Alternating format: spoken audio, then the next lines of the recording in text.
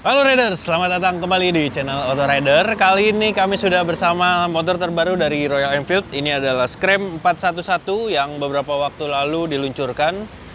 Ini adalah varian warna graphite yellow. Harganya sekitar 130,8 jutaan dan itu harga termurahnya karena kisarannya ada di 130 sampai 133 jutaan rupiah. Nah, kali ini kami tidak membahas panjang lebar tentang desainnya dan segala macam karena Anda bisa melihat videonya di link di atas ini karena di sana kami sudah membahasnya secara lengkap. Di video kali ini kami akan fokus untuk merasakan sensasi berkendaranya ketika dipakai harian. Nah, kira-kira bagaimana rasanya? Bersama saya Tio Levi, selamat datang di Auto Rider dan selamat menonton.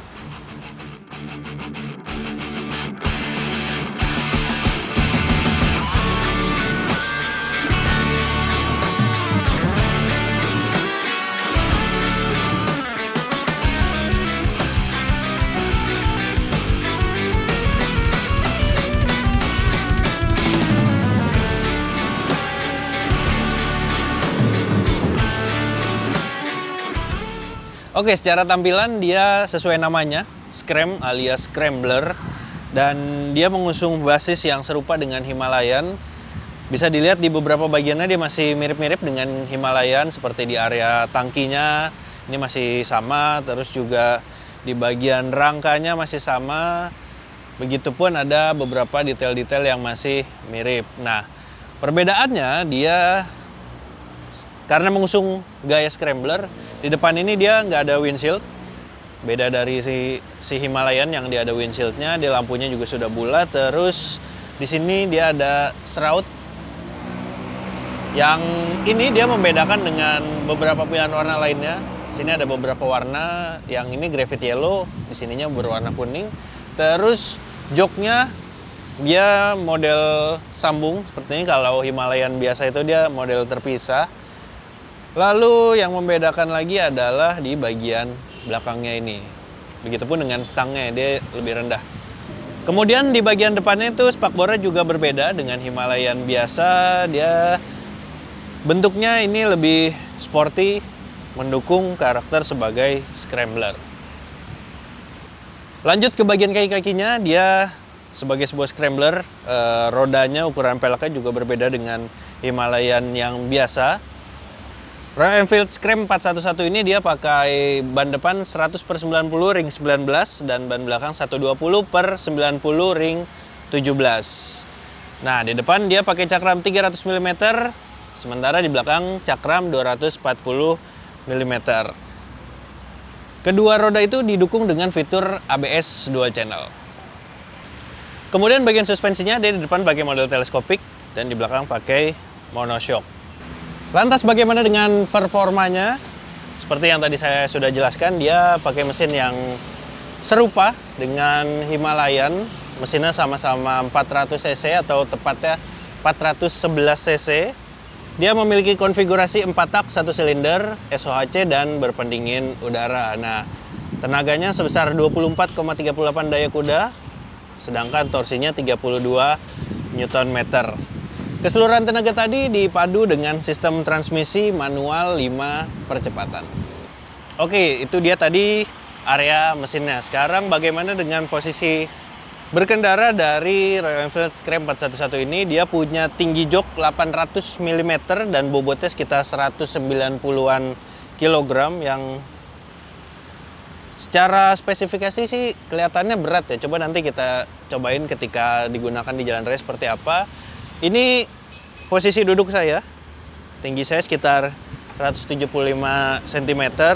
Kalau dengan dua kaki masih menjinjit, walaupun di bagian joknya ini diklaim Royal Enfield dia lebih ramping, sehingga harusnya posisinya lebih rendah dibandingkan Himalayan biasa. Nah, kalau dengan satu kaki seperti ini bisa menapak, begitupun posisinya masih menekuk seperti ini, jadi masih enak harusnya buat mengontrol ketika di jalan raya, khususnya ketika macet-macetan.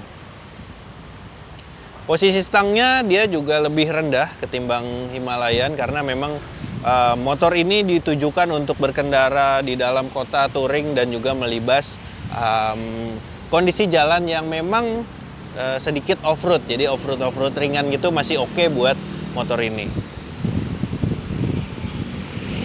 Lalu bagian tangkinya dia masih sama, kapasitasnya 15 liter seperti Himalayan.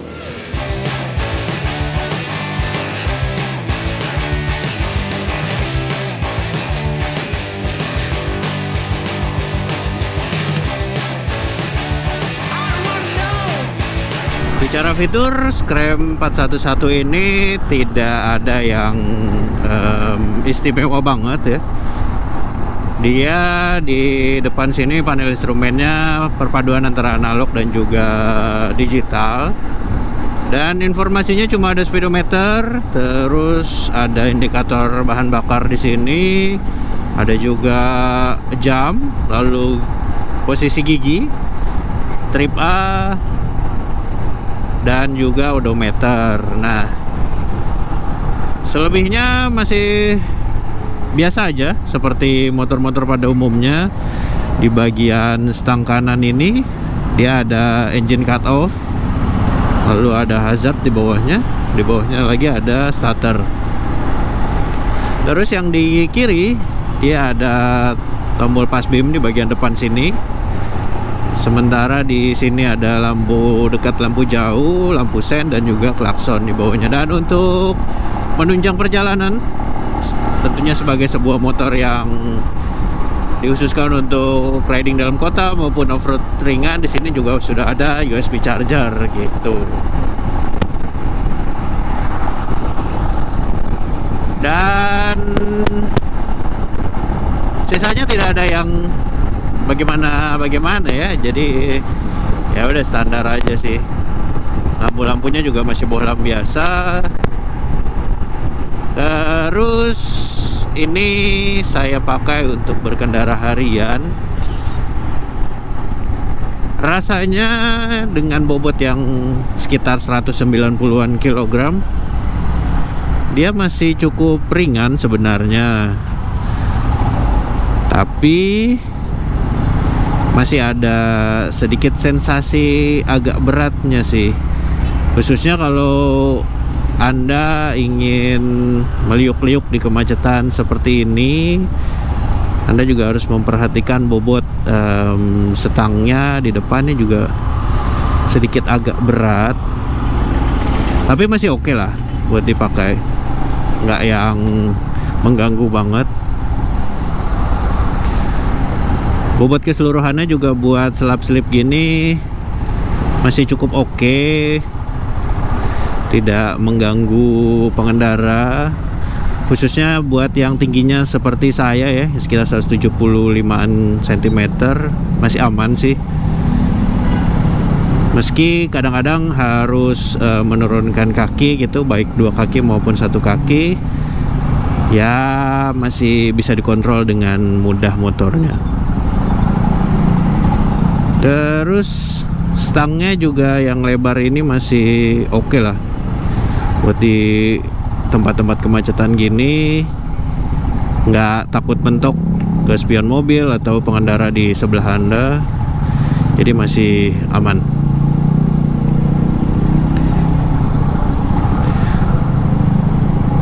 Dan gimana dengan suspensinya?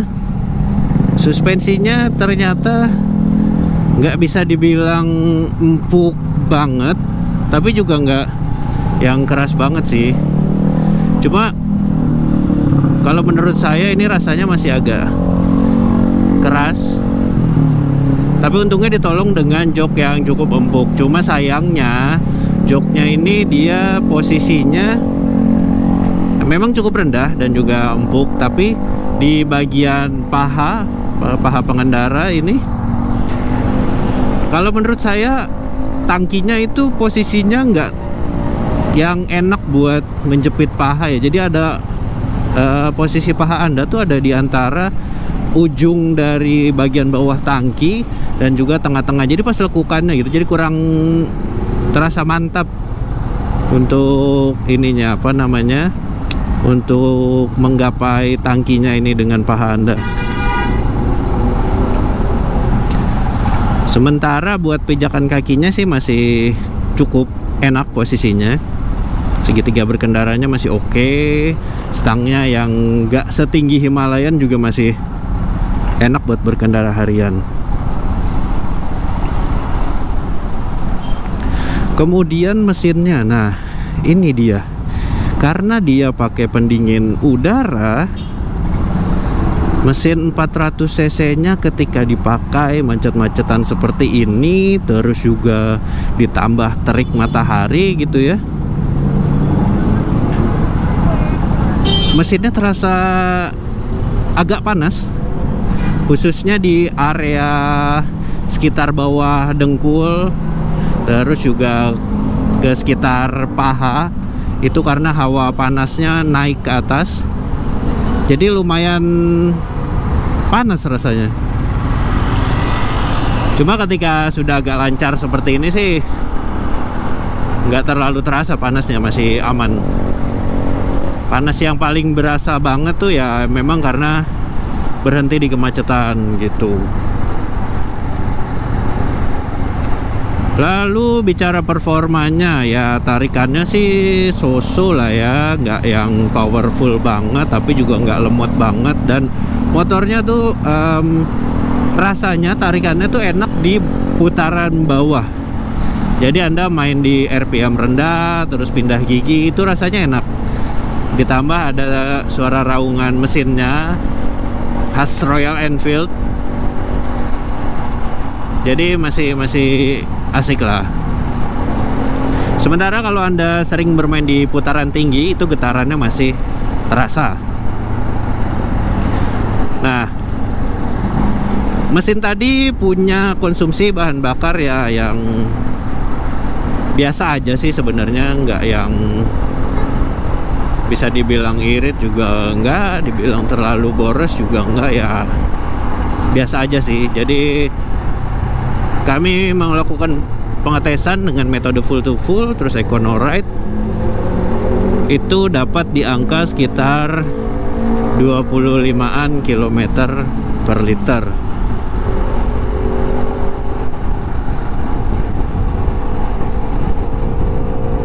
Nah kalau buat cruising kayak gini nih santai masih oke motornya. Tapi kalau buat kebut-kebutan gitu ya, rasanya masih ya agak kurang sih kalau menurut saya. Lalu pengeremannya, nah pengeremannya ini dia sudah didukung fitur ABS dual channel. Cuma rem depannya nih, handle-nya, terus juga remnya rasanya sedikit agak keras. Dan ya dia dibilang pakem sih ya pakem, cuma sensasinya tuh masih agak keras. Jadi mungkin bagi Anda yang baru pertama kali naik motor ini perlu penyesuaian. Jadi pengeremannya tuh nggak yang begitu Anda tekan dia langsung menggigit kalipernya gitu, menggigit ke area cakram. Jadi dia masih agak lembut gitu pengeremannya.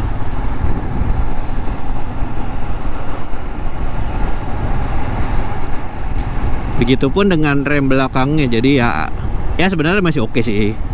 Cuma ya gitu aja, perlu penyesuaian di rasa sensasi pengeremannya.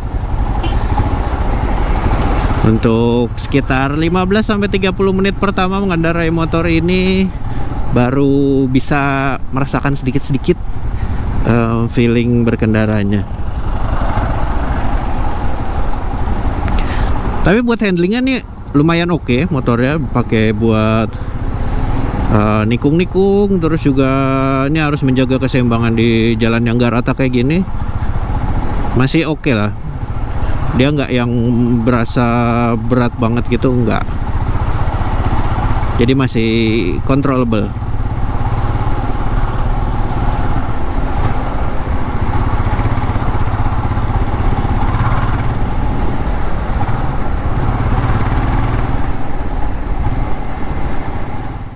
Oke Riders, itu dia tadi bagaimana impresi kami saat memakai Royal Enfield Scram 411 ini ketika berkendara harian. Ya sayangnya memang kami tidak mencobanya untuk berkendara lebih jauh, jadi hanya digunakan di dalam kota, penggunaan harian, bertemu macet-macetan. Jadi kurang lebih seperti itu rasanya. Dan bagaimana menurut Anda dari harga yang ditawarkan, lalu fitur, performa, maupun keunggulan dari motor ini? Apakah sebanding dengan harga yang ditawarkan? Silakan tuliskan komentar Anda di kolom komentar di bawah sini. Dan juga kritik serta saran agar kami bisa lebih baik ke depannya. Nah, kita sudah sampai di penghujung video. Terima kasih untuk Anda yang sudah menyaksikan video ini sampai habis. Dan juga sudah like serta subscribe channel Autorider. Main-main juga ke website kami di www.autorider.com dan Instagram kami di @autorider.com. Sampai jumpa di video berikutnya. Dah.